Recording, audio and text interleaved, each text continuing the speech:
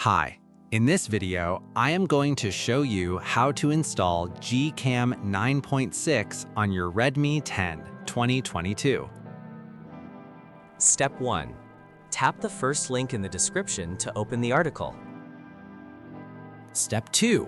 Scroll to the download section and download the GCam APK file. Step 3.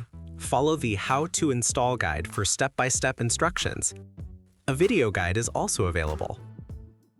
That's it. Don't forget to visit the article for complete instruction in APK file. Lastly, here's some GCam versus stock camera app comparison.